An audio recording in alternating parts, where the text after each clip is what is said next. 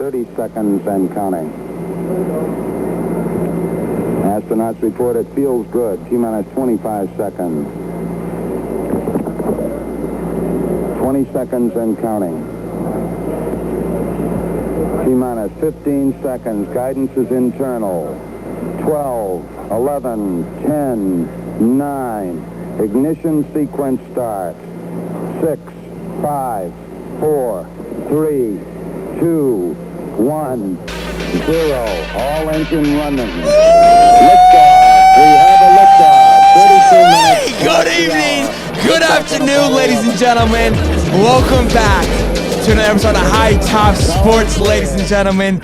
I'm in the studio with my man, Steven Chad, boys. The piss missiles are engaged. Your boys suited up because we're headed to the stratosphere, boys and girls. Let's lock and load. Let's have a good show. Steven Chad, what's up, big dog? How you doing? You're muted, Steve. You're muted. I can't hear you. I can't. I do? I can't hear you, Steve. I'm clicking on you. It says guest has muted themselves. I can't hear you, Stevie. Come on, Stevie. Get in here, baby. Oh, goodness. Back out and come back. Come back out and come back. All right, boys and girls, welcome to the stream. We're having some technical difficulties. I don't know what happened, but good evening, good afternoon. Guys, it's going to be a banger of a show. As you can tell, I was fired up last night. Your boy can't. We got the Stogie kicking. Stevie, welcome to the stream, baby. Go ahead and take it over now. What's up, baby? My gosh, what did you do to me? You did this to me. I don't know what happened. I don't know. Your voice is gone. My voice is gone. The piss missiles are engaged. Let's go, Stevie. Go ahead, baby. What's going on, baby? My gosh, what a day down in Gainesville. That was a blast. Look, got to see the Gator walk. Got to experience the rain coming in. Worried about whether or not weather was going to be a factor. Enjoyed one heck of a tailgate with Chris Doring and all the folks that are out there. Thank you so much for the hospitality. Hell of a day. I couldn't trade it for anything in the world, my man. That was a blast of a day to spend with you guys. That blast indeed. Piss missiles were flying, boys and girls. Look, I apologize for my voice, but I lost it for good reason. Real quick, though, quick shout out to the boys here. Just got a brand new member.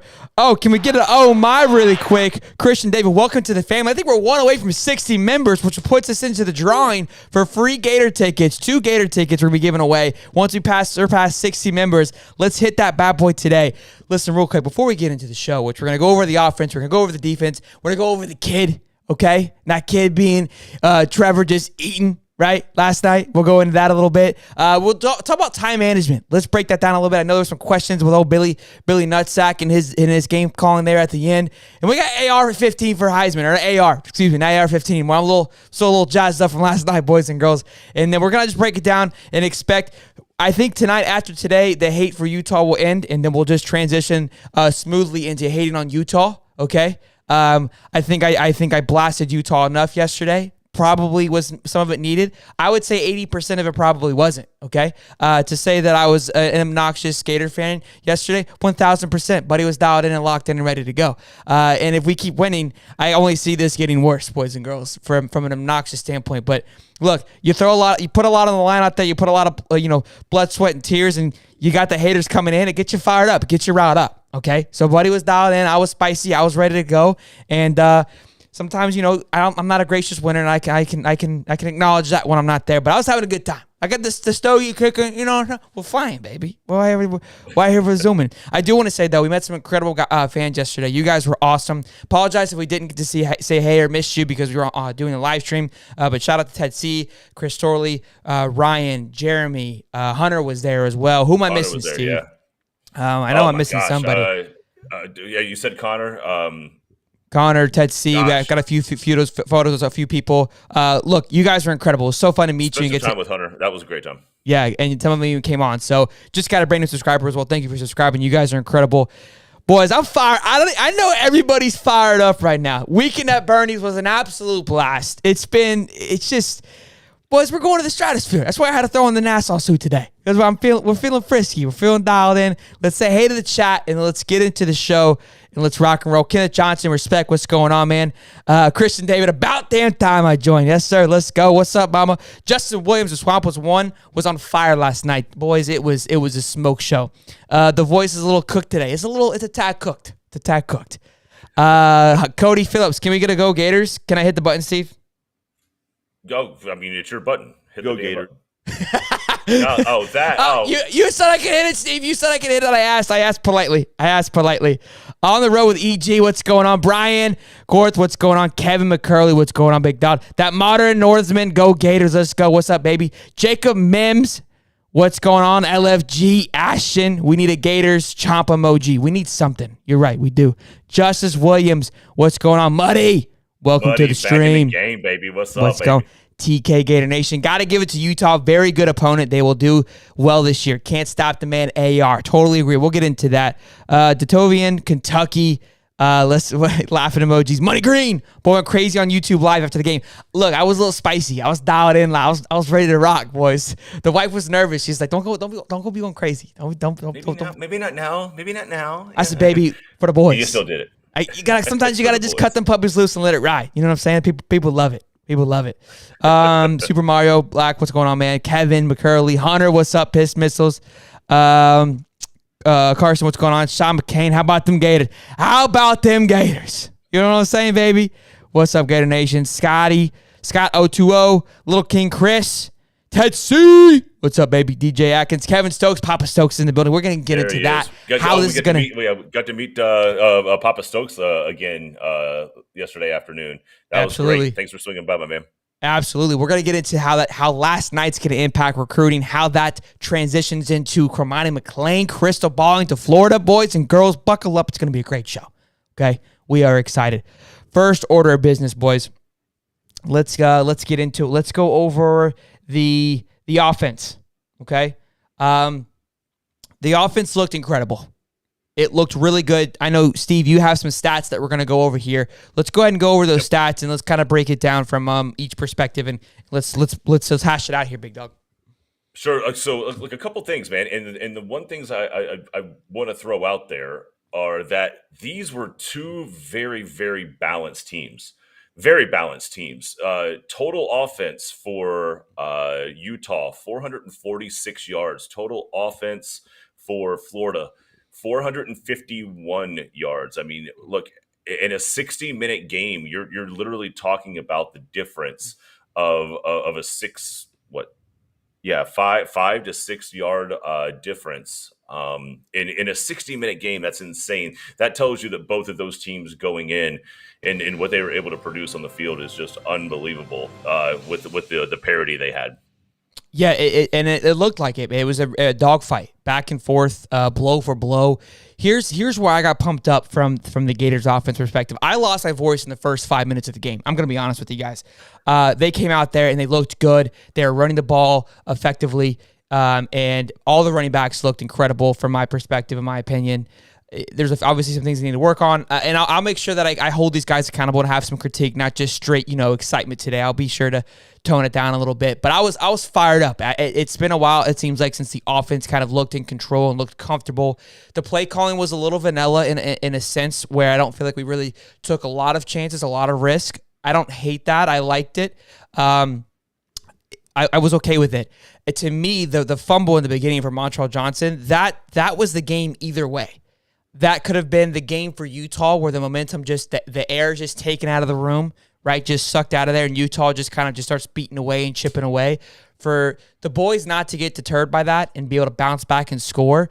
I was talking about this in the beginning of the game because the Utah coach has been there for like 10 plus years, like 18 years. Mm-hmm. And I was like, look, if it comes close, it's going to come down to like they trust in their coach more because it's like that father figure who's been there for a long time. We trust in this guy no matter what he says because he's been doing it for a long time, right? Billy's obviously hasn't been. So if they feel uneasy or uncertain about the game plan, they may more likely to go rogue because they're not believing in what they're seeing. They didn't do that. So Billy's done a great job of building the culture and making sure they trust him and believe in him and like, hey, we're going to get this done today. So that was good to see that they didn't get, they didn't allow it to control the game. I honestly believe they go down and score there on that first drive. The game isn't as close as what it was. The defense comes out, gets a quick stop. We go down and score again. It's 14-0 quick. Didn't happen that way. It doesn't matter. We're talking about what ifs. Who cares? But it was. I'm glad we didn't fall apart there. I'm really glad we didn't fall apart. Yeah, look, the one thing I will take away from this is that Trevor Etienne on his inaugural game looked great. Unbelievable. We're gonna get into that. 64 yards. Yeah, we'll talk about that for a minute. But I mean, just the situations that they put him into as an offense. It focused on his strengths. Like you've got Montrell back there. You've got your workhorse and the guy that understands the offense coming with Billy from Louisiana. But it just looked like Trevor had just this skill set that when they needed 7 yards, he could get them 9, and when they needed 4 yards, he could get him 6. And no matter where he was on the field, when they used him at such a situational critical point, and he just was every time he was right where he needed to be. I was super impressed with Trevor. Very impressed. Very impressed. Yeah. The O-line impressed me. I think the investment in the 2 offensive linemen or 2 O-line coach is definitely paying dividends, and hopefully that transitions into recruiting now, right? Because that's something where we've lacked. We've got Najee and the boys. Recruiting heavy, and I think the showing here, like I said, the recruiting is going to heat up tremendously. We had Trey on the podcast yesterday. We went live from the swamp. Check that out if you haven't seen it yet. And he said some more is coming. Marcus Stokes just tweeted the news that he'd be hearing, right? It's getting buck nasty. I think the game went as perfectly as it could have from a recruiting standpoint, with the loudness of the stadium, with the intensity of the stadium, with the outcome of the game, with the big factor here too. Trevor's a freshman. Let's not forget this. The guy signed back in February. We were here when that happened. So here's what this tells other recruits. You're good. You're going to play. You're going to see the field. I don't care how young you are. If I can see the potential, you're going to get on the board, right? And that's going to speak volumes to these recruits of like, we can come here and play and be competitive now. And so look, he had a successful night. He had the fumble, which I love. He went and tweeted about it. He said, look, we're getting ahead of ourselves because that was the kids' topic, but we're having a good time, so let's let it ride. He said, he's like, look, I should have dropped the ball, which is good that he acknowledged it. He recovered it, right? But that could have been the game there too. Real quick before you keep going on, we got a quick super chat from Daniel. He's got to get his Georgia love in there. Utah shot themselves in the foot, but congratulations, Georgia had some duck. We want all that Gator smoke. We want Georgia too, Daniel. We want Bama. We want all of you. Okay, bring them. I'll drop the Addy, Daniel. I'll drop the Addy. And we got a quick super chat too. We're from hold on, boys and girls. Hold on real quick here. Hunter Wolf. Yep. Wait, oops, wrong one. Says beat reigning Pac-12 champs and refs get the F out, Daniel. Like I love it. I thought the refs called a good game. They let both teams play. You and I talked about this a little bit before the cast. I don't remember any silly like pass interference calls, like anything that really disrupts the game. There was one call where it looked like the wide receiver dropped the ball and he kind of ended up cradling it with his feet. But that was a drop pass. I don't really blame that on anybody. That was a missed call on the ref. They got back to the line so fast. But the refs should have called that. They should. I felt like it was Florida versus Utah on the refs last night. A Utah guy came and commented on the page and was like, it was us versus the SEC refs. No, not I don't even see close. That at all. I actually thought that was a game where the refs somewhat took a step back in a short of clock management. Everything that they did, they looked at every small play that even towards the goal line, which we can certainly get into either now or later. Sure. But I mean, they made sure that everything that we saw looked right. I mean, I was happy with it. There was a few things. The one pass was like a little bit wonky, but it ended up it cradling in the guy's feet, and maybe you just think it's a spectacular catch, but it is what it is. Like I think that one thing can slide. Real quick, Lil King Chris just became a member. Welcome to the family. I think that puts us over 60, and that means that we're going to do a giveaway next Wednesday for our members for 2 Gator tickets, which is incredible. I'll double check the stats here, but that's some exciting stuff, boys. We are on an absolute piss missile, and I love it. Again, O-line looks solid. Wide receivers looked healthy. My concern is the tight end room.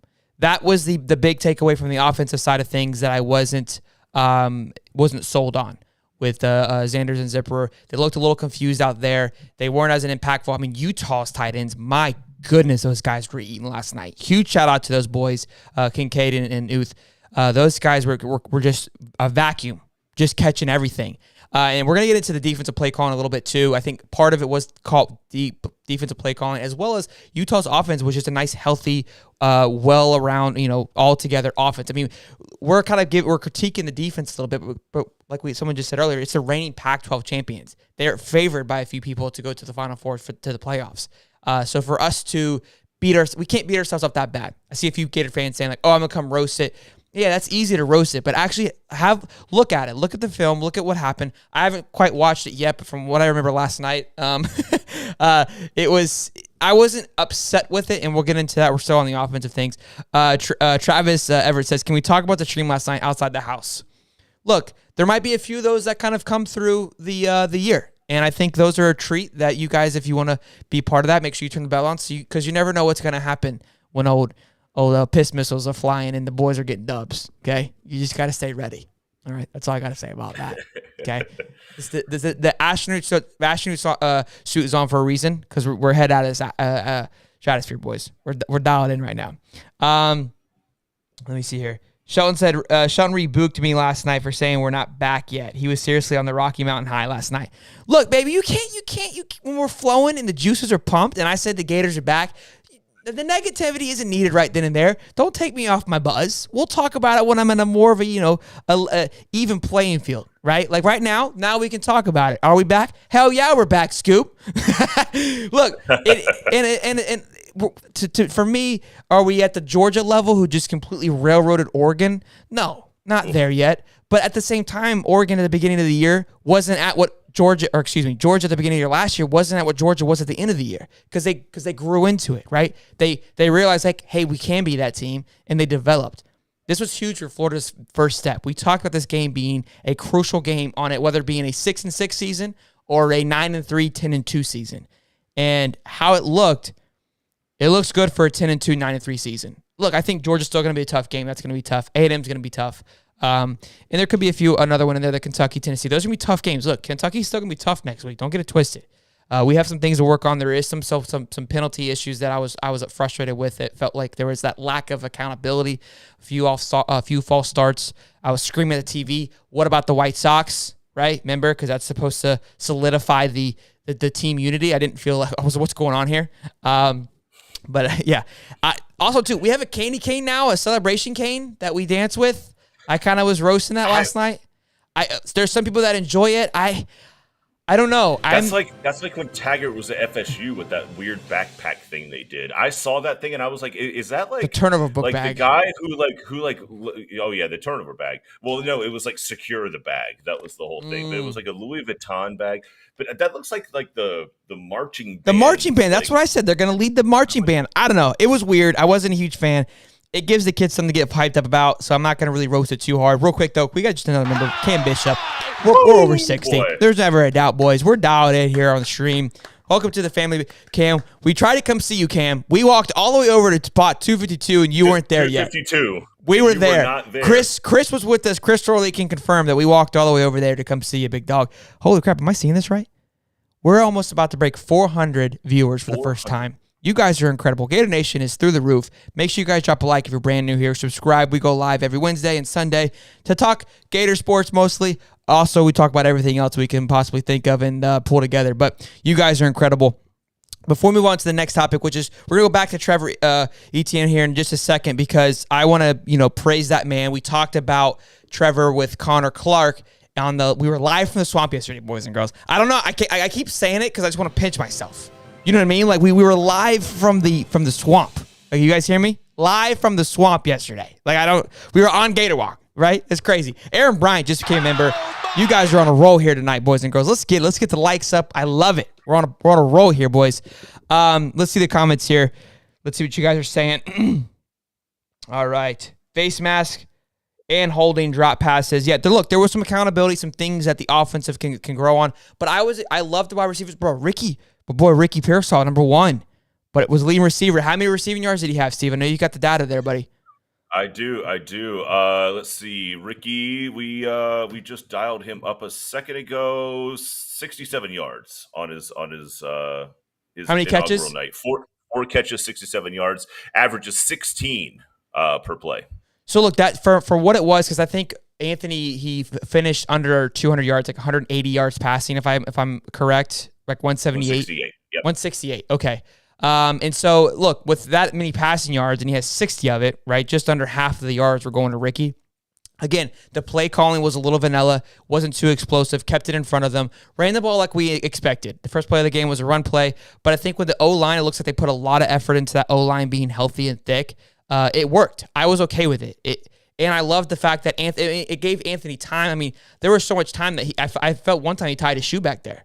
Yeah, you know what I'm saying? He tied his shoe, drew up a play, and then threw it. I was like, the guy had all day at times, which was good. Now, is that because the Utah's D was bad? That's that first game, we don't know, right? Because it's all just perspective on what it could be. So it could be Utah's line was that bad. We'll get a better understanding come Utah, obviously, and then Tennessee. USF will be a nice little kind of, I would hope, a rester. They kind of got blown out by BYU. So I don't think there'll be too much of a problem for us, but who knows? You never know with those boys.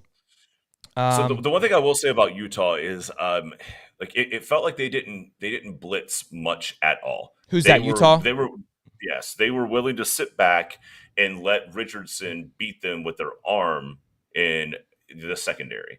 And what happened is exactly the opposite. Richardson had 168 yards passing, no touchdowns. 106 yards rushing with 3 touchdowns. So they played the game of, we're going to make Richardson beat us, and he found a way to beat them. I don't think that they were under the impression that Richardson was as fast as he was. Look, Montrell Johnson only had 75 yards. Etienne had 64 on half the carries. What did Naquan end up with? 10 carries, 39 yards. Yeah, Naquan wasn't really dialed in as much as I think we were hoping. Little King Chris says, thanks. My girl has told me it's annoying how much I've been listening to y'all this month, but I need more. I love it. Hunter Wolf, super chat. He said Hunter Wolf says it was a Pac-12 officiating crew. We'll have SC crew next year at Utah. Yeah, I don't know why they were kind of ragging on us about Utah or the refs. I felt that it was a little one-sided, but so the one thing I don't see on the topics here, Shelton, and this is something that you and I chatted about after we left the swamp. Everybody in Utah prepared for the humidity. They prepared for the heat. They thought they did. They knew. They thought. Son, let me tell you, for 2 guys, actually 4 or 5 guys, because it wasn't just the guys in front of the camera. So we got a great support staff that are helping us out doing other things to make the cast go the way it does. But we were dying out there. And we're from here. We're from Florida. And it was extra special yesterday, boys. Oh boy! What happened in the first quarter is one of their cornerback safeties just starts. He can't even hold it in. He's just puking the puke memes have been phenomenal. They ran him off the field. A lot of cramps were happening. Oh, look, yeah, they started dropping. People thought we were kind of just trying to troll, but I'm like, it's a real thing. I don't think you get it. Like, it's a weird thing where it's like it's hot and it's wet, and you can't really sweat. It's not real sweat. It's like it's different. Like it's like the water bottle, right? Like the water bottle has like the sweat on it, and then you leave like a wet ring on your table. That's you. Right? And the water bottle does, the water bottle doesn't know what's going on, but you're slowly losing water, and it's like, well, I'm wet. So I'm like, am I really losing water? Like, yeah, you're dying right now, bud. But the water doesn't get cold per se, right? It doesn't feel like it's like it's beating you up, and then all of a sudden you turn around Dave and you're Nicole. like, oh, it just overwhelms you. Yeah, what's going on? It does. Where's Whittemore? I did see Whittemore on the field. I saw Reynolds was more involved in play calling than Whittemore was, but I did see him on the field a few times, just not getting the ball thrown a lot to him. So, again, I don't think he only had, 17 passes, and 6 of those we said were to Ricky, correct? 17 for 68, and Ricky had 4 for 67. Ricky had 4, excuse me. Okay. I got the right. Okay, so he had 4. I know Jaquan Frazier, who is my Dark Knight all year long, he caught the 2-point conversion. So I loved seeing that. My boy Keon had a catch for 7 yards. Zipper, I saw him. He did. Yeah. He did.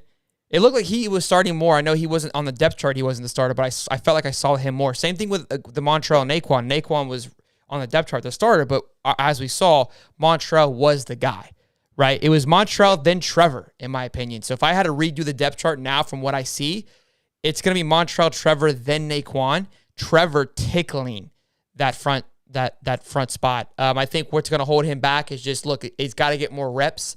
He had the one fumble, small mishap. Montrell fumbled as well too. Montrell's fumble was a little more, I feel like, if you would say, like, accepted, because it was a good strip on Utah's part. The Trevor one was more of like, you're kind of you're looking ahead, right? There was a big break there, and you kind of you let up on, right? You kind of forgot about it. You didn't hold the egg.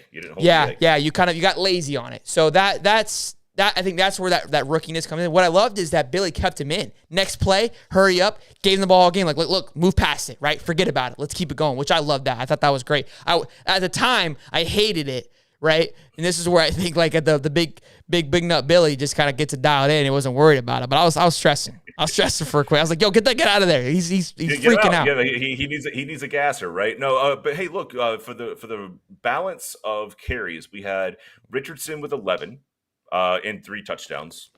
That was just clearly the leader. Montrell with 12 carries, Naquan with 10, and Trevor with 5. So good balance there in your top Which 3. we talked about it being, it's not going to be like a heavy, one running back. It's going to be a 3-headed monster back there, which is exactly what we saw. Muddy says, I saw this too. I was screaming at the TV when this happened. Said, love how Dean got into Cam Rising's face. Many of the guys kept hitting him and letting him hear about it. I was getting hyped. Bro, respect to Cam Rising. I nicknamed him Cam Sinking last night, but he was talking a lot of smack. Okay, every chance he got, he was running his mouth. And when Dean was screaming at him, bro, I was like this close to the TV, saying, "Let him know what house you're in. Let him know." I thought about streaming me watching the game, but I don't know how, what you guys got last night. I think was a good dose. Okay, I think I don't want to scare you guys off just yet. We got some members in, some new subscribers. Let's get to know one another first. Let's go out to dinner. Let's have a nice little, feng shui, okay, before we get too wild with it. We'll have to stream one of these games. And ladies and gentlemen, record breaking. We just broke 400 viewers, which is absolutely incredible. I'm lost for words. Gator Nation's unreal. Drop a like, boys. Let's keep this show rolling. We are on fire this afternoon. Thank you guys for hopping in here. Cam Bishop just became a member. I think I already said that. Thank you, Cam, for becoming a member, man. I appreciate you. We are going to catch up at Kentucky. We're going to be at Kentucky. We're going to be there. Holly Shelton walk away from me when we were on schedule to get a beer. Was he getting me one? Kevin. I called Kevin. I called Papa Stokes, and I walked into the tent to get some brewskis, and I came back and I called him. I go, where you at? He goes, I thought you left. I was like, I was getting some drinks, man. I was getting it was packed at that point, dude. It was insane. insane. Easy to get from one to the end. One like we're talking about like the difference of like maybe 15 feet. That 15 feet was going to take you about 10 minutes. Yeah, it took, there. Dude. It was nut to butt in there, boys. Everybody was under the tent. Before we move on to the kid really quick, I do want to mention one thing again, because what I loved at the end of I'm saving that for the clock. Disregards, boys. Disregards. Adrian, what's going on, man? Welcome to the stream. Also, Cam, again, I know I already said this, but I didn't hit this on. Thank you for becoming a member. That puts us well over 60, which is awesome. So we're going to be doing the giveaway for our 60 members, and then some if we get more for the 2 Gator tickets. I'll get whoever wins, I'll get with you. Not every game is available on there, but I'll get with you, and we'll figure out what game you guys want to go to. It's 2 tickets, a dog, and I want to say drinks as well, too. So you want to be in the swamp right now. Who doesn't want to be there, okay? Ed DePriest, my son ran into some Ute fans at the store after the game. They told him they've never been to a game so loud.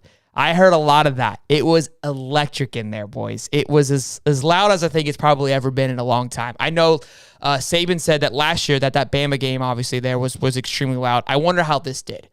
In Billy Napier's first game. He got the game ball as well last night. Coach Billy did, which I loved. Who decides who gets the game ball? Aaron Bryant. I want to say, usually Billy does, but I want to say it was the AD came in and gave it to him. Aaron Bryant also just became a member. Thank you, Aaron Bryant. Let's go, boys. Welcome to the family, my man. What the hell is that button? What's he talking about? Yo, Bryant. Let me see here. Steve, you get look at the comments. Let's say hey to everybody. Let me go ahead and pull up our next topic.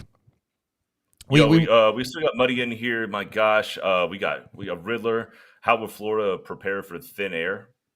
I don't know when they go to that. Maybe yeah, we go to next Utah. year. We go to Utah next year, and I was thinking about that today too. Because look, a lot of people were talking some smack. Like one guy said, he goes, if it was at a neutral site, commented today. He goes, if it was at a neutral site, Utah would have won by 21.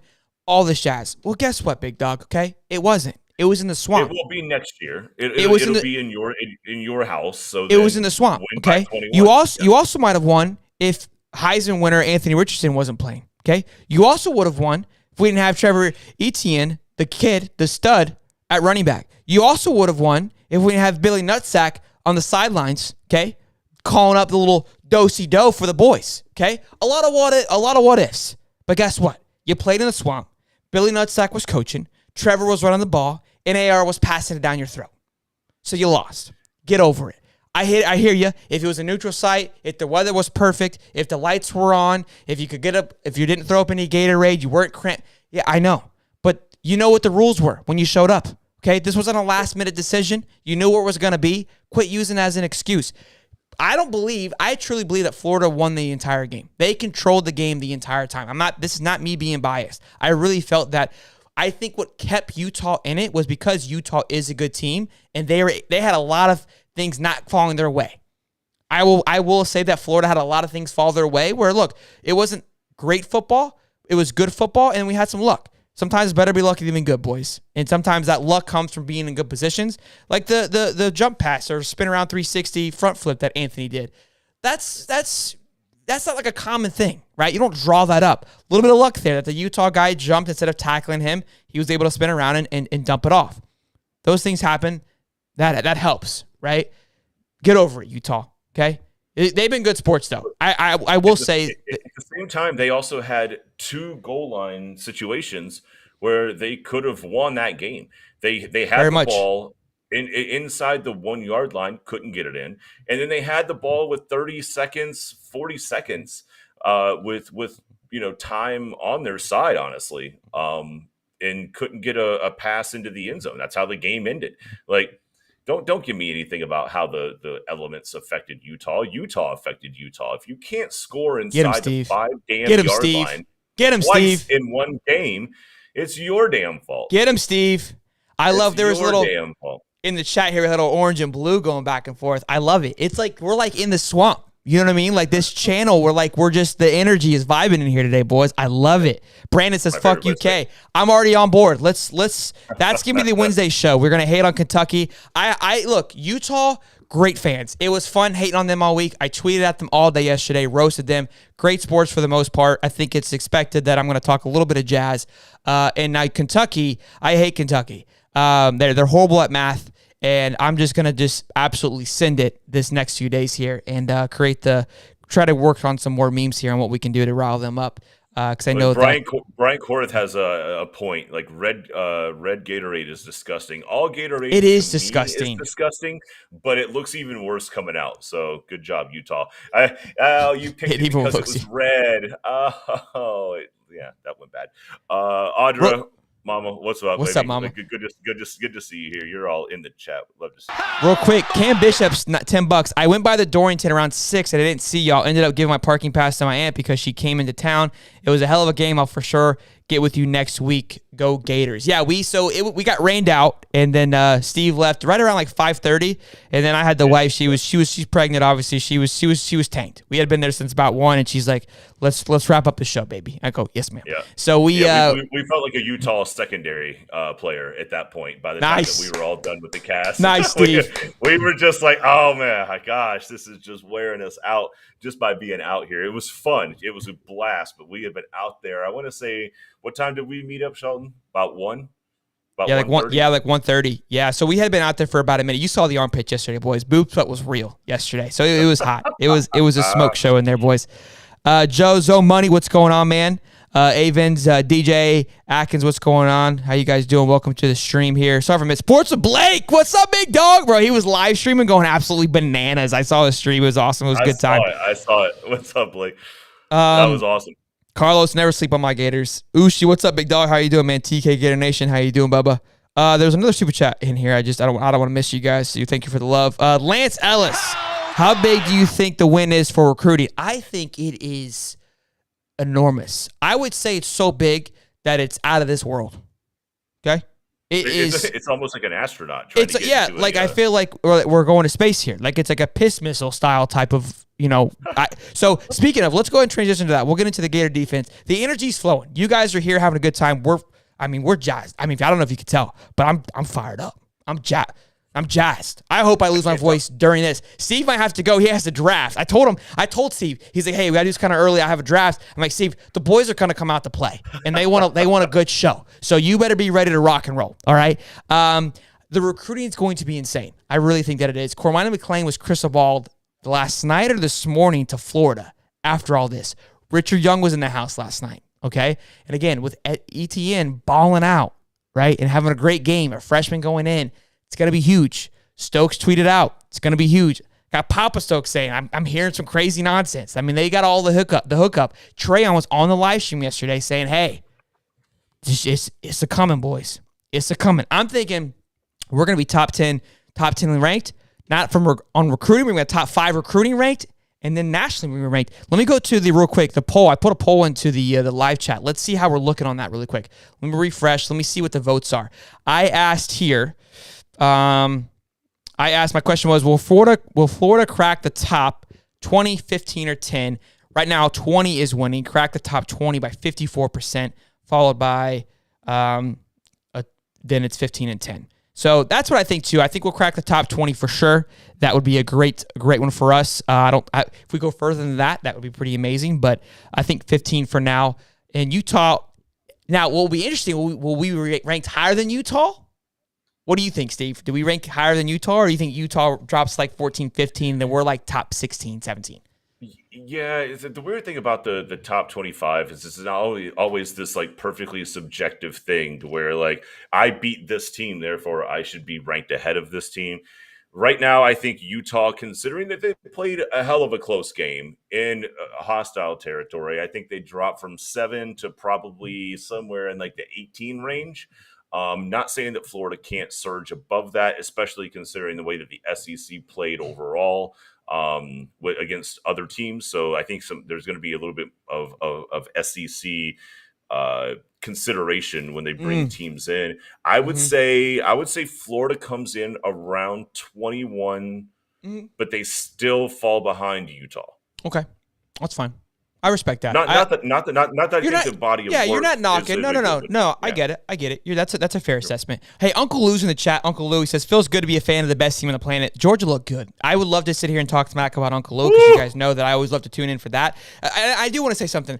Uncle Lou, we've been in his chat back and forth. We obviously didn't get it started off on the right foot. He even said on his stream, first impressions are everything. Totally agree. Our first impression probably wasn't the best, as Billy Napier first impression was incredible yesterday. But I feel like our love and bond is growing, Uncle Lou. If we disagree, let me know. But I think we're going to find a happy medium, and eventually we're going to be on each other's show. It's not a matter of if, it's a matter of when, Uncle Lou. It's natural. It's like, yeah. Look, you're gonna learn to love us. You're gonna learn to love us. We heard I about promise. you, and we just went ham, and then you were probably way more kosher about the response back than we were. But hey, welcome to the show, Uncle Lou. Welcome. We'll De'Twan Davis says, F the Child Cats. And real quick, boys and girls, 500 people Scared money don't make money, are in the chat. You guys are just out of this world.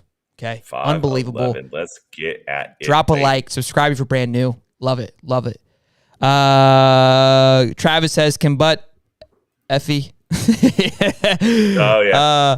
There's been some interesting ones on I love it. On the Kentucky hate that we've transitioned to. Tom Nelson said, you get in, you get 6 points. UK running back suspended. Yeah, I did see that. He was suspended as well. The losers in here, Johnny. Daniel Riviera, Uncle Lou, go Dogs. Super chat from Daniel. Appreciate it, Daniel. We got a few more. We got super chats from Johnny the Last. Says J Money the Last. They didn't say anything. You just donated $2. And then Mama says $2. Guys, you hit 470. Thanks, What's Mama. up, Appreciate it. Uncle Lou says Gators look good. Uncle look great. Big difference. Look, I'm not gonna knock him on that. I totally agree. It's what I said. I said, look, Georgia looked good at the beginning of the year last year. We've got time, boys, to look great for Georgia. Georgia should look great. There's no reason why they shouldn't look great. I'm not gonna sit here and knock on them. They looked phenomenal. I was blown away. I was praising Bo Nix. I should have not been praising Bo Nix. Okay, I was the farthest thing from correct there. Okay, I was wrong, and I acknowledge that my praise for Bo Nix was way out of line. Okay, and I take back everything that I said. I also want to acknowledge that, guys, don't ever follow me ever again on Pick'em because I am awful. The only one that I got two right. You had a rough go of it. You had a rough go Bro, of it. But just for the record, I want to say this. Yesterday at the tailgate, Shelton and I renamed Bo Nix Bo Picks. You after did. I want to say 2 or 3 interceptions yesterday.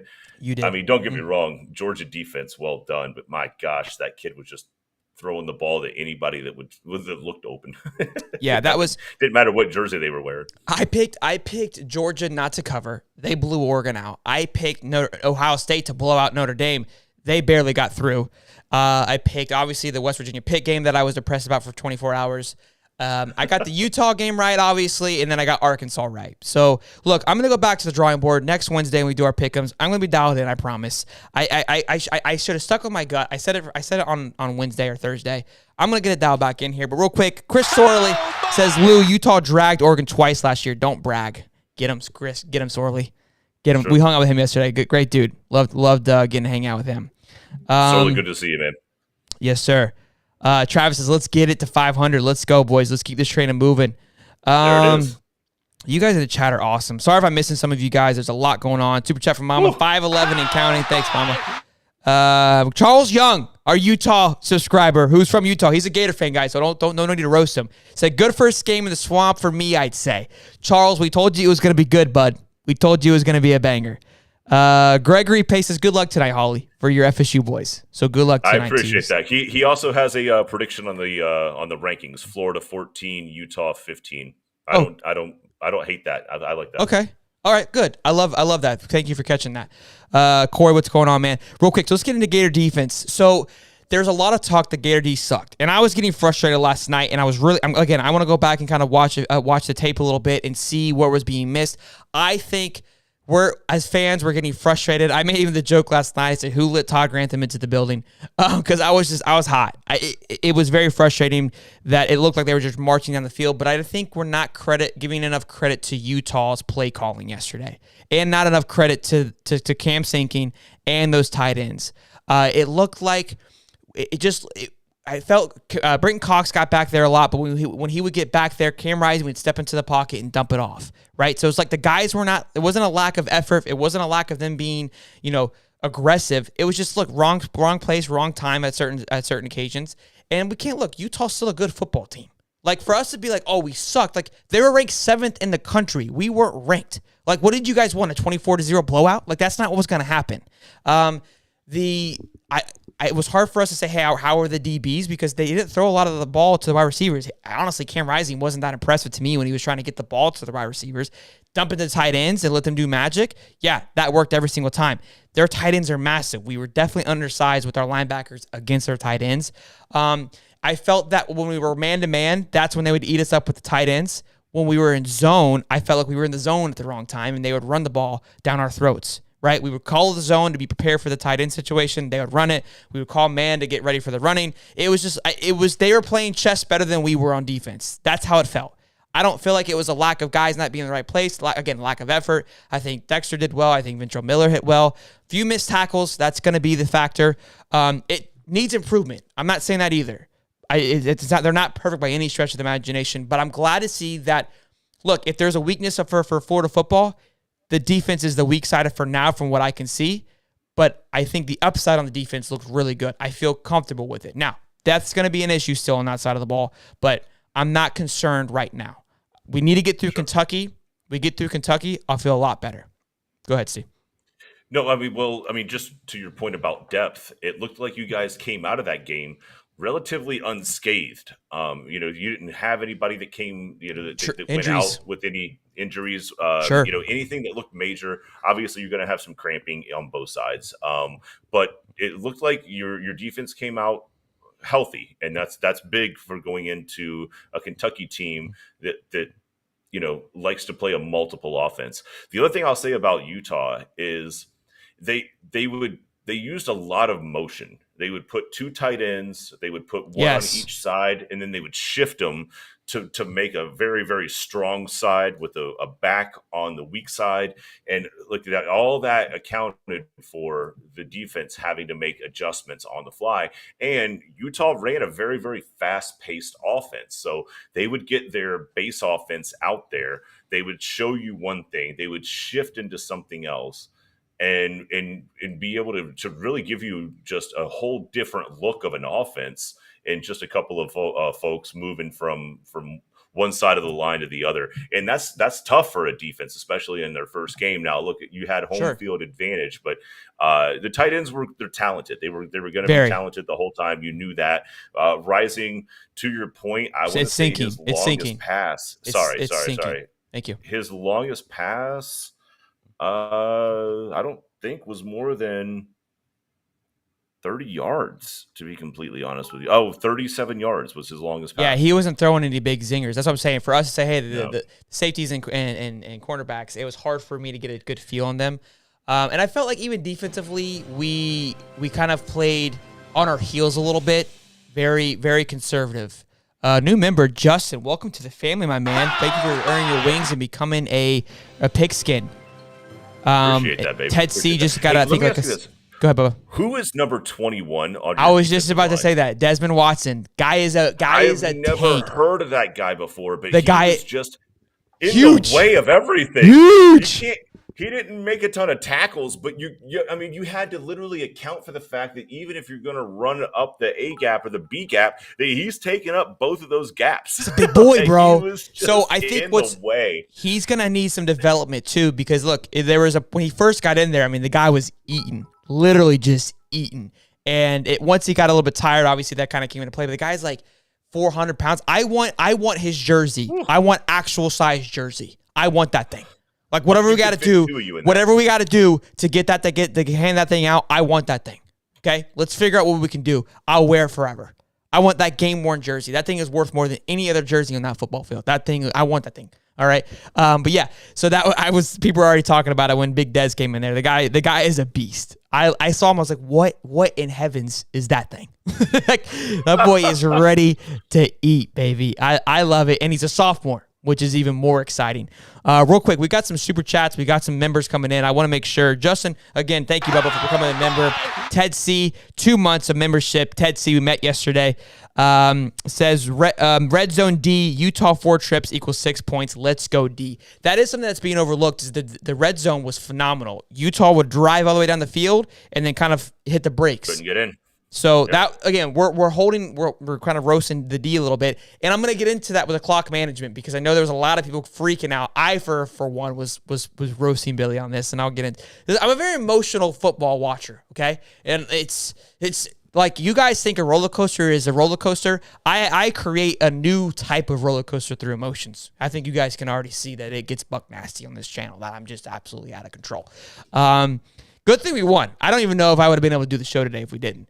But real quick, Mr. Nobody Super Chat says defensive line is my biggest concern at the moment. Look, it's definitely a concern, but there's always, look, even Billy said it. Look, we got some things we got to work on. It's game one. We knew that we were going to have these things to work on. And again, we did the snaps, right? We talked with David Soderquist on this. The snap count, defensive line, you and I talked about it, Steve. We thought we gave the point to D-line based on, again, historical data, right? Nothing else. And this is where Utah's like, you guys are talking about, look, we're just going off what we can see on paper. And so that's where I was a little, taken back. I was like, look, we should be more experienced. I was screaming at the TV. It was like, we don't look more experienced. And that's where I was getting frustrated. Yeah, I mean, from a matchup standpoint, it looked like the way that Florida put Richardson into position, they just never put him in a position where he was in a high risk spot, right? Like the offensive line was blocking for him well. Even if the defensive ends went wide, he felt comfortable stepping up. If the defensive ends and the tackles stayed more compact to drive things to the edges, he was comfortable there too. I mean, all around, it just felt like the offense put Richardson in a very, very safe position to make the right play at the right time. And, look, he had the 45-yard sprint when he had all the time in the world, and it only took one safety to flip around and miss a coverage and turn his back for Richardson to see that he had nothing but wide open field. So I'm really impressed with the way that that the Gators called that offense. Yes. And the other thing I will say is they did a lot of rollout flood techniques where you've got multiple wide receivers and the quarterback all going the same way, but they're on different levels. Like you've got the underneath guy, you've got the middle guy, potentially even the high end. And it just left Richardson. Yeah, it just left Richardson with so many options to pick from without being in a situation where you were worried, oh crap, if he gets hit, what are we going to do if he gets hurt? But he just wasn't in that position. Yeah, he wasn't. Bro, I swear to God, at one point, Billy, I said this last night on the live stream, Billy just got down on the ground and said, boys, come here, and just drew up a play and said, you know what, screw it, give it to Anthony. Like, I swear to God, like the last minute and a half, it was like all mayhem was just going everywhere. It's like nobody knew what to do. It's just like, just give this ball to this freak of nature and let's just let it happen. And he's like, just let him figure it out. Like, nothing looked like that was planned. Billy's like sitting there like, Billy looked cool as a cucumber the entire time. I'm getting so far ahead of myself because I'm fired up, and I don't want to kind of bounce back and forth. I like to keep our segments really quick here. Joe says Big Boy weighs 430. Talk about Watson, and then DJ Atkins, one of the guys. 6'5", 415 pounds. Is what he is. I love it. He's registered on DJ Atkins, Big Boy in the chat says I'm 6'5", 350. Says, but Dez is every bit of 439. We got a lineman in the chat. Hey, DJ, call it. Boys. What's up, baby? Get out there. Cody Bullgator says Big Dez did better than expected. He did for sure. All right, here, boys. Let's see what you guys are saying about the D. The Gators will be ranked 19th from AKA W Wandering Roger Smith. Can someone explain the timeout situation? That's what the clock is. We're gonna get into that. We're gonna definitely break that down here in just a minute and get our thoughts and opinions on it. Chuck Adams, what's going on, man? J Money, what's going on, big dog? Let's see here. I'm trying to keep up with you guys. They're just going in hot and heavy. Yeah, you guys are up with this. Gators are ranked 17th. Ant was freestyling. Kevin Stokes, Papa Stokes says Ant was freestyling. Was this after the game? Was he freestyling?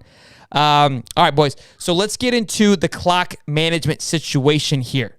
This was something that, and again, Billy, baby, I said it. What did I say, boys? What did I say about Billy? He wore a hoodie for the first 2 quarters. I told you the guy's cool. It's 95 degrees out with the humidity of 87, and he was wearing a hoodie. Not even breaking a sweat. They pan over to Utah's coach. The guy was drenched. Back to Billy. Shoulders. To Billy. Nothing. Just a little bit of a beat. Just dabbed it off. Bro, his coolness and calmness. What I loved was I finally saw some emotion from Billy. And that just, bro, I'm telling you, I was ready to run through a fucking wall. Okay? When Billy fist pumped on that first touchdown, I go, let's go, baby. Football's back. Billy knocked his headset off. That's my dog, baby. That's my coach. I was ready, bro. Like, my love for Billy, first impressions are everything, right? We've talked about this. Why Uncle Lou and I were not on the same page, because how somebody comes in and makes that first impression is everything. In Billy's first impression, the guy can do no wrong at this moment in time.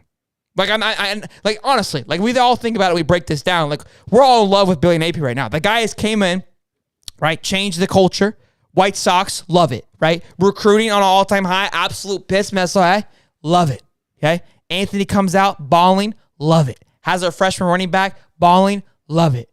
Billy's that dog, okay? Got that dog in him, all right? I love it. But the clock management situation at the end of the game, questionable. I was freaking out. Okay, Billy went from the greatest thing on earth to you're dead.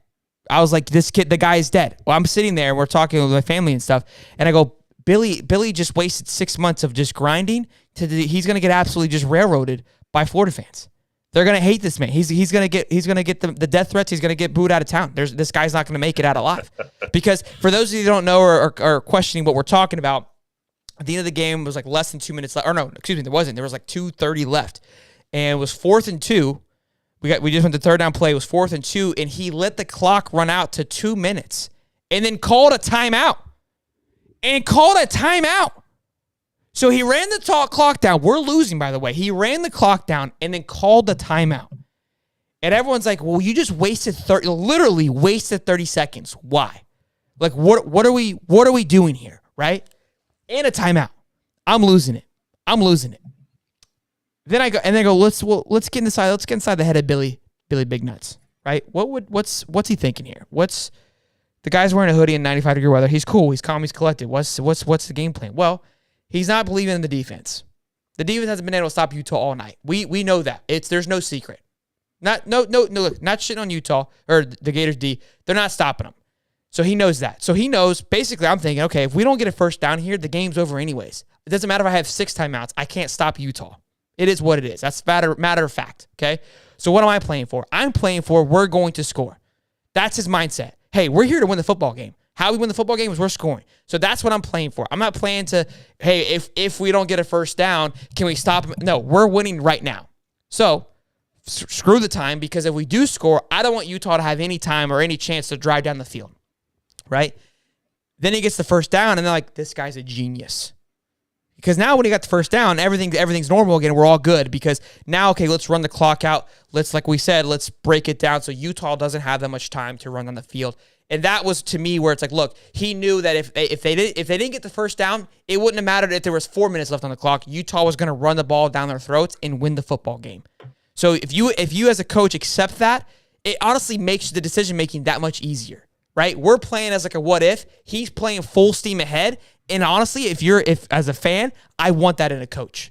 And I said all day yesterday on the stream, I said, what's gonna separate Billy from Utah is because Billy hasn't been here in a while. They believed in Billy. And that's to say something to us is like, this guy has the control on the team. He has it harnessed to where they believe in what he's doing. I'm sure there was some frustration at the time, but after the fact, it made sense. Now, they almost went down and scored. They got like 6 timeouts anyways. Utah did. The refs were just handing out timeouts to Utah to give them every advantage they could. Didn't matter. But yes, it was frustrating at first, but that's my thought. Steve, did you have a different takeaway on it? Am I crazy? Am I pulling things out of my astronaut suit here that shouldn't matter? Pulling things out of your astronaut suit. Yes. So look, I mean, at the time, it felt frustrating. Like, why are you taking timeouts at the 2-minute mark? But to your point, the guy knew that if he had to score there. And I think what he's doing is he's getting the right play, not even the right play, but the right 3 plays in a row, to where if they get out there, they make one play, it doesn't go well, they can keep the tempo. You're not calling one play at that point, you're calling 4, and that's what you're sending to the field. And I think at that point, like you know that you've got to get that touchdown in order to give yourself the buffer, and you want to put yourself in the position to eat away as much of that clock as possible. You don't want to give them, a full, minute, and 40 seconds. Like they ended up giving them a minute and 25 seconds. It almost felt like they scored too fast. It almost felt like that the offense but dialed it up too quick. There's a line there too that you can't keep that in your head too. Like, hey, how do you run time? You don't want to waste your time. You know what I mean? Like, you at some point you got to keep driving. You can be concerned. You have to have a little belief that your defense can get it done. Because you don't want to sit there like, wow, I have 2 seconds left and I have 2 downs that I waste because I was trying to run the clock out. Like, no, don't do that. I don't think it's a 4-minute offense. There is a strategy in football. I mean, the 2-minute offense is obviously a scramble to come from behind. And how do you operate within 2 minutes in order to get yourself into a position to score for whatever you need, 7-3, whatever the case may be. It's a 2-minute offense. We've all heard of it. But there is a 4-minute offense. A 4-minute offense is, what if I score? How do I not give the opposing team too much time? How do I soak up the 4 minutes? Because when you get the ball with 4 minutes left, I'm probably going to score. Yeah, I got you. How do you burn 4 minutes? How do I burn the 4 minutes and get the score that I need? So, and I think that's what that was. That was a 4-minute offense that he ran, and he felt like, look, at the 2-minute mark, I'm gonna call in 2 to 3 to 4 plays. Richardson already knows what they are. And this is our goal. You don't turn away the score. You just don't simply do that. But you also plan it out it was a running play, if I'm not mistaken, that got him that. So they were planning to keep the ball on the ground. They weren't putting that ball up in the air. They wanted the clock to run. You just don't turn the touchdown away. So in that scenario, you just got it faster than you wanted it. But I understand where his mindset is. The 4-minute offense is a thing. He just got the touchdown faster than I think he had anticipated. So with the minute 24 left, I think that's a healthy amount of time where they shouldn't have drove down the field like they did as easily as they did, because they still had like a good 30 seconds when they're in the red zone. So they moved fairly easily. And again, that's where the defense has to be better, obviously. The play calling needs to be a little bit better. And I don't think they left too much time. Everyone's asking about the extra timeout. What happened is that a Florida player got his helmet knocked off, and I know they usually call like a player's timeout. Like it's like when somebody gets hurt or injured, right? They fall to the ground. It's an injury timeout, so it doesn't count. The helmet one, I typically thought they pick it off and run off the field. They don't call a timeout for that. Inside 2 minutes. So if you lose your helmet in college football, that player is required to get off the field. Yes. But if it happens within 2 minutes, they call a timeout. Stop the clock. It will stop the clock. So stopping the clock and allowing each team to go to their respective sides and talk about it are two different things. And that's what happened. It wasn't the clock stop. They had a huddle, I'm pretty sure, and then came back. And then that was where I was confused, because I was like, how do they have another timeout here? Because it was like 30 seconds. And I was like, that was huge. That extra timeout was huge, because like, if that doesn't happen, I mean, it doesn't matter. The ending is irrelevant, but it wouldn't have been as we wouldn't have had Weekend at Bernie's. So honestly, I prefer the alternative. Real quick, let's get this. We have a couple super chats from John Wilcox. Go Gators! Down to the final 17 seconds before game was decided. Kermani loved the atmosphere. Commits loved the atmosphere. How could you not? I mean, that 90,000 plus. I got roasted for that too, because in the video I made, I said 80,000, and obviously we broke 90 last night. But I'll take that L any day of the week, baby. So scared money don't make money, I'm all here for it. Over 600 people were here just a minute ago in the chat. You guys are absolutely incredible. Let's get to 200 likes. Can we get to 200? If not 300, drop a like. If you're brand new here, subscribe. We go live every Wednesday and Sunday at 8:35. We love the energy. We love you guys in the chat. If we're missing some of you guys today, I apologize. It's higher than usual. But we enjoy the energy. You guys are incredible. So I love it. I love the energy in the chat today. You guys rock per usual. Ray Rise, why did not slide inbounds the last few plays? Why did we not slide inbounds the last few plays? Again, I think that's where discipline. I think Etienne tried. I think Etienne. They even talked about it. Etienne tried to get down, and I think he just made the slide a little bit too early because the guy was coming in pretty hot from the safety position or the linebacker position. I think that his goal was to get down. He just navigated around what he looked like was going to deal with a pretty big hit. Had he not stayed on his feet for just a second longer, but he went to his knees and he laid down. It just a little bit too late. I think again that's going to come down to just accountability and getting those guys engaged. I mean, that's a 4-minute offense, right? That's kind of where we were at. So it's a different style of like, we got to kill the time. I doubt that's probably as focused on as if a 2-minute offense, you're trying to get out of bounds. So you have to think, like, you've been conditioned probably all week, like a 2-minute drill, like we got to get out of bounds. I mean, when I went to that Nice game, right, they're practicing 2 minutes of like, hey, we have to score fast and preserve time, not kill time. So that's something that as a freshman, and this is, again, a young team, that's going to be, you can't, and that's just growing pains. That's all. I wouldn't hold it to that extreme of like, why didn't we do this? Why didn't we do that? Real quick, $2 from Mama there. 615 was in the chat a minute ago. You guys, again, are incredible. Chris Brown says, Billy Nutsack dropped his nuts in the first quarter going for it on fourth. Yeah, he really mean for that scare when it don't make money saying. I loved it. Went for obviously on the fourth down later on in the game, which he had to, but going for it in the fourth quarter, like, look, you got to, it's just believing in your team and showing that you believe in those guys. So I love it. And yes, another night game this Saturday against Kentucky. But yeah, let's move on to Anthony. Let's talk about the other kid. My goodness, the boy was something else. I honestly am taken back on how well he looked. He looked a little nervous at times. Early on he did, but then as the game went on, he looked more and more composed. He looked more and more comfortable. He was looking down the field. He was going to his first reads very quickly, which that could be something that could get eaten up a little bit later on. But the release was fast. His feet are underneath him. He doesn't look, some quarterbacks kind of look goofy back there and are trying to figure it out. Like, he is a physical freak of nature. Literally. The guy looks like he's going so fast, it looks like he's going slow.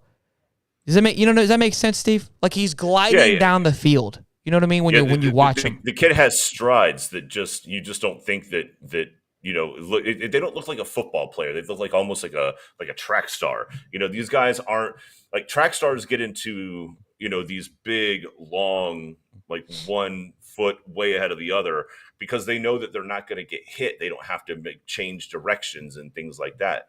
And that's just the way that Richardson runs. I mean, he takes off and he's got that fast motor that gets him up to top speed.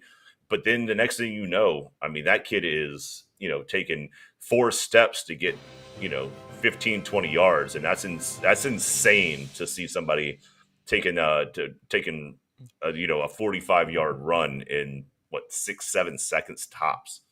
He was flying. It was when you have to prepare for potentially changing direction or somebody tackling you. That's where the football acumen and track acumen come in differently. Is straight lines, nobody's going to get in my way, versus I might have to be able to change direction, and that's what slows football players down. But the shuttle is such an important drill that they do so often. But that was unbelievable, that run he had. It was, and we just got a new member here from Melson Guiano. Hopefully I said that right, man. Nelson, thank you for becoming a member and earning your wings. Appreciate it. We're going to be doing a giveaway next Wednesday for our members for 2 Gator tickets. We just broke 60 members on here, which is absolutely insane. You guys are incredible, and we love it. Make sure you guys subscribe as well. We're cruising. We hit 3,000 yesterday. We're cruising. Next top's 4,000, boys. So hop along this piss missile as we keep it moving. But look, here's the good and bad of AR doing so well yesterday. It just makes it more and more certain that he's probably going to be gone next year. And I would love to be able to have him for 2 years because it's fun to watch. This is why I was getting so hyped yesterday. It's been a while since we had, Trask was fun to watch with Pitts. That was a good year, but it's just been so hit or miss. And with Billy coming in, it felt good to see the guys kind of in a rhythm. And again, everyone keeps comparing him to Cam Newton, right? Just that physical freak, just able to make plays and get it done, and the athleticism that he has. I think that he's only going to impress us and get better as the year goes on, and that's what excites me. He's just going to get more confident, more comfortable, learn how to read the defenses better, get more comfortable with his wide receivers. That's where I'm fired up for, and I love it. The Heisman conversation is definitely on the table. I know we talked about it early on. That video is starting to get some love now because people are starting to look up AR for Heisman. I think it's going to be in the conversation. I remember when Cam won the Heisman, it was one game, he had 5 tutties that really put him on the map. AR had 3 rushing last night. He gets another. He got those 3 easy too, by the way. It wasn't like, I don't feel like he really worked for him. It kind of just came as expected. You add 2 throwing tutties in there, this kid's going to be on the map. He could really catch steam against Kentucky, who's obviously a high-ranked game as well. I want to say, if I'm not mistaken, College Game Day is going to be there. I believe so. Next week? Yeah, I believe so. For the Kentucky game, Fact really. check me on that. Muddy wants to know, how is it having Mike Norvell? Is it frustrating to see Billy and the success going on, or you kind of just you're going through the motions as an FSU fan right now? It's just kind of where you're at. No, I don't put anything that has to do with FSU in the same category as Florida. Florida had a great team going into this year with their new coach. What Dan Mullen did to Florida last year is criminal. We don't have that talent. You guys are way more talented than us. So no, I don't look at what you're going through Richardson what we went through like 4 and 5 years ago. So it's like you're going through that repositioning, rebuilding kind of stage in a sense where we shouldn't technically be here. We had a weird off year last year because of the Mullen situation. We shouldn't have been, but there is, like you said, a lot of talent. I mean, look, Vegas had that game at 3-7, and it ended up being a 5-point game. So and that's the number 7 team in the country coming off a Pac-12 championship and a great season with good talent coming in. I'm not the only one that believes that Florida is walking into every game this year with a roster and talent strong enough to beat the team against them. Now, dude, they play a hell of a schedule, but but the roster is strong enough to win. So no, I don't look at what FSU is doing and look at what Florida is doing and beat my head against the wall. Florida's team is talented as hell, so it's not quite the same. It's not quite the same egg. Now we'll see what happens with FSU tonight. Obviously, we play LSU here in about 3 hours. It's gonna be a fun game. It's gonna be fun. College football's back, it'll be another really well matched up game. Like I think that the Utah and the Florida game was a very good matchup. I think that what Florida State and LSU are going to have is a very good matchup with defensive line versus a quarterback that's experienced versus a coach that's 3 years in and a brand new coach on the other side. Florida State sold all 30,000 of their tickets, so it's not exactly like we're walking into Death Valley 2.0. I think we got a shout out there. But, Utah showed out yesterday. Real quick, they college did. game. They were everywhere, man. Everywhere, dude. Their little student section next to the floater student section, a lot of cherry red. I respect to those guys coming across the country like that. Game day is in Alabama versus Texas, so I was wrong. Alabama, for some reason, I thought it was in Florida. Real quick, Josh Strickland says Heisman ? Heisman? LOL. You have to throw up more than 160 yards. Look, I agree. I said that, right? Like this is there's one part. He goes throw 2 tutty over over 200 yards. He controls the game, but the offensive play calling wasn't there. There's a lot of things that have happened. I understand all that, but for being his first legit game, getting the start, getting the call. I mean, CJ Stroud and Bryce Young, these guys that are getting Heisman love. Obviously, this is their second year. Their first game wasn't against this type of caliber, but they weren't doing this either. They grew into that position, right? To that status of a Heisman candidate. You earn it throughout the year. This is a good start to look. When I said, hey, he's a potential Heisman candidate, it's not as crazy as it once seemed to be at earlier in the year, is all that I'm saying. Not at all. Not at all. And look, everybody's going to say that the guy is too early in, and he's not shown the passing acumen to put him on the same, maybe list as like a CJ Stroud and the kid from Oklahoma, Dylan Gabriel. But at the same time, like, you don't always have to be, the strongest passer. I want to say that there was a guy from Nebraska, a couple of them, that maybe only threw 5 passes a game that have Heisman trophies under their wing. Tommy Frazier, I believe, is one. And then there was another kid that, these guys didn't throw the ball more than 5 to 8 times a game. They're Heisman winners. So he's going to play within the offense. He's going to play within the construct. If he turns out to be a better passer at the end of the year, well, look out.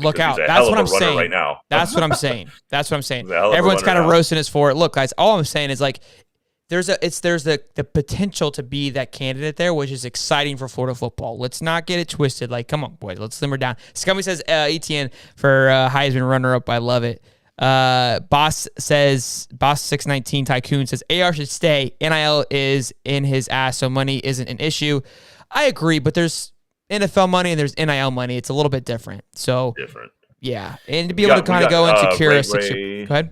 We got Ray out here in here. Ray Raz saying Death Valley not the easiest place to play at night. It's not also at Death Valley.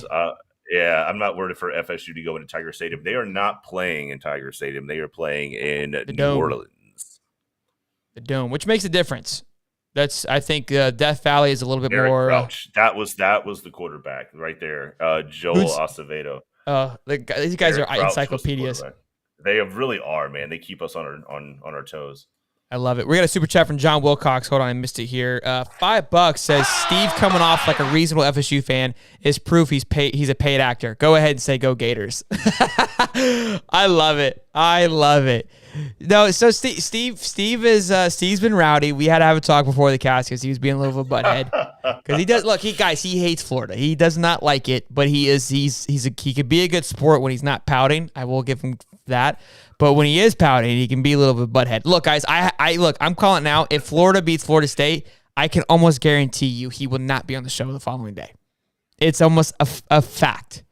It is no shot. Well, we don't do Saturday cast. We do Sunday. Now cast, I'm going to be a good sport. It's a Friday game. I'm going to be a good sport, and if FSU somehow pulls off a miracle, I'm going to still do the show because I'm here for the people. I'm not going to be a sore loser, but Steve can do his own thing. So Tristan said Marcus Stokes posted he's heard some big news. Wonder who he's talking about. Look, all the boys are talking now. The energy last night got everything a buzzing. Like I said, for recruiting, it couldn't have went any better, boys. Yep, I loved it. That's impressive. That was an impressive environment. We obviously talked to Trayshawn. We saw Stokes, and just the way that place was packed out around where all these recruits were just kind of muddling around. Like that was, if I'm a recruit, I'm impressed by the environment that I'm looking at right there. And to have them all packed in, don't ever do that again.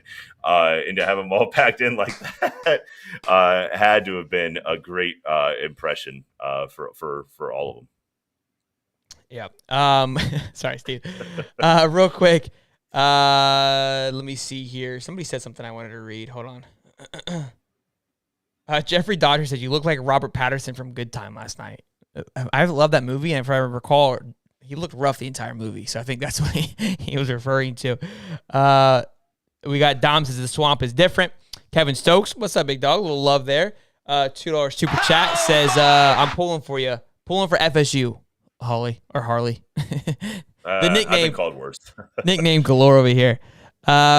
Boys and girls, thank you for coming out tonight. I mean, we got the spacesuit on. We're dialed in. Piss missiles are flowing. It has been a hell of a week one for Florida football, for the channel.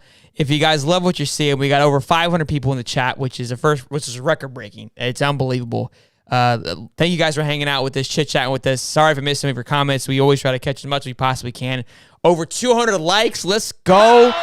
Make sure you guys drop a like. Also, subscribe if you're new here and you like what you see. You can turn on the bell so you know when we go live. Try to post some cool content. We also made a cool video with Clifford Taylor this Friday. We did a little, it's called Extreme Golf. So stay tuned for that. Keep your eyes peeled. Probably, hopefully next week or maybe 2 weeks it'll be out, and you guys can go check it out and watch it. Get to kind of see Steve and I on outside of the booth here and see how tiny of a human I am compared to these freaking gentlemen.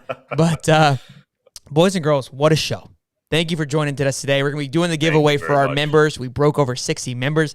I'm honestly lost for words. I'm gonna lose my voice again because of how pumped I am for what's going on right now. But you guys are incredible. Apparently, Utah's plane got stuck for 4 hours last night. Couldn't get off the ground last night. So not only did you lose, but you couldn't get out of Gainesville. Score prediction tonight, Steve. And I'm gonna hit your button really quick, Bubba. Hold on.